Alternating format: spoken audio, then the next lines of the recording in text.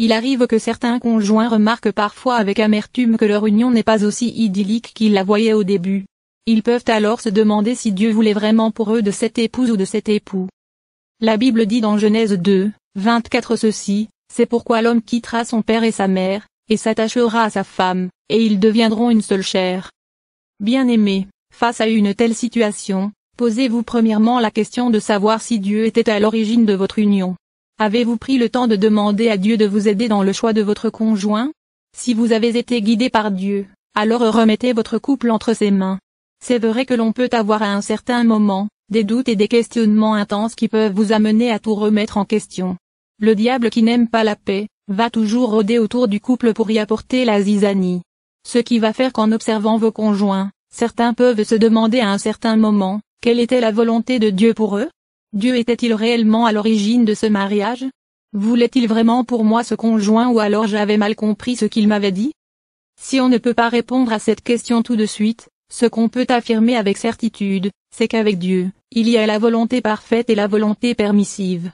Votre choix se situe-t-il dans la volonté parfaite de Dieu? Dieu nous ayant donné le libre arbitre, il n'aura donc pas sur l'homme de projet arrêté, du moment que son choix ne lui interdit pas la possibilité de se sanctifier.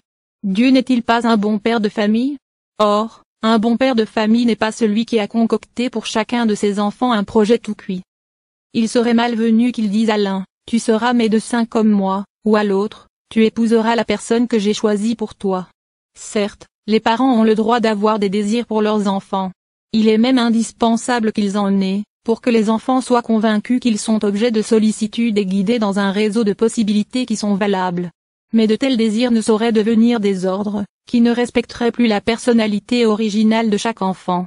Ainsi, on peut penser que Dieu fait pour chaque personne des rêves, mais il n'impose certainement pas un parcours. Dieu a créé l'homme libre, il joue donc le jeu de la liberté. Totalement. Si vous n'êtes pas dans la volonté parfaite de Dieu concernant votre mariage, sachez qu'il ne va tout de même pas vous laisser tomber, puisqu'il n'est pas pour le divorce. Pour peu qu'ensuite que les gens rencontrent des difficultés sur la route choisie tout en sachant que sur toutes les routes du monde il y a des nids de poules, ils seront persuadés qu'ils se sont trompés. Qu'ailleurs, l'herbe aurait été plus verte. Même dans la volonté parfaite, il y aura des temps d'épreuve. Sachez donc, bien-aimés, que la plus grande erreur dans toute cette histoire serait en fait de douter. De plus, les rêves de Dieu sur les hommes se signalent aussi à travers les circonstances de la vie. Pour ceux qui doutent, au lieu de passer votre temps à vous poser des questions, accommodez-vous à votre nouvelle situation tout en sachant que vous-même, vous n'êtes pas parfait.